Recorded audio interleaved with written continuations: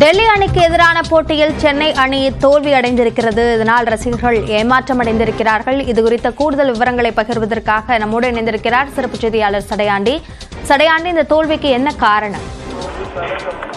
நிச்சயமா அபிநயா, சென்னை சேப்பாக்கம் மைதானத்தில் நடந்து முடிந்த ஐபிஎல் போட்டியில டெல்லி கேபிட்டல்ஸ் அணி ஹாட்ரிக் வெற்றியை பதிவு செய்திருக்கிறது. சென்னை சூப்பர் கிங்ஸ் அணி ஹாட்ரிக் தோல்வியை பதிவு செய்திருக்கிறது.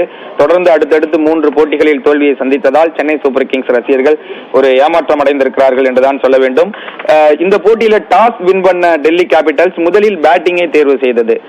நம்ம ரித்துராஜ் கெய்க்வாட் செய்தியாளர் கேட்கும் போது கூட நானும் டாஸில் வெற்றி பெற்றிருந்தால் பேட்டிங்கை தேர்வு செய்திருப்பேன். அந்த டாஸ் அப்படின்றது மிக முக்கியமான ஒன்றாக இன்றைய நாள் மாறி இருக்கிறது.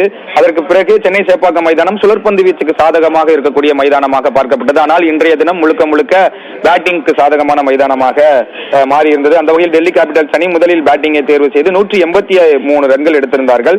184 ரன்கள் அடித்தால் வெற்றி என்ற இலக்கோடு களமிறங்கிய சென்னை சூப்பர் கிங்ஸ் அணி 20 ஓவர்கள் முடிவில் 158 ரன்கள் மட்டுமே எடுக்க முடிந்தது. தமிழ்நாட்டைச் சேர்ந்த விஜய் சங்கர் 54 பந்துகளுக்கு 69 ரன்கள் அடித்து கடைசி வரை ஆட்டமிழக்காமல் அணியை வெற்றி பாதைக்கு அழைத்து வந்தால், இருந்தாலும் 20 ஓவர்கள் முடிவில் 25 ரன்கள் வித்தியாசத்தில் டெல்லி கேபிட்டல்ஸ் அணி ஒரு அபாரமான ஆட்டத்தை வெளிப்படுத்தி ஒரு வெற்றியை பதிவு செய்திருக்கிறது. கடைசி பால் வரை போராடிய சென்னை சூப்பர் கிங்ஸ் அணி தொடர்ந்து 3வது முறையாக தோல்வியை சந்தித்திருக்கிறது. அபிநயா, சென்னை அணியுடைய இந்த தோல்வி குறித்த விரிவான விவரங்களுக்கு நன்றி சடையாண்டி.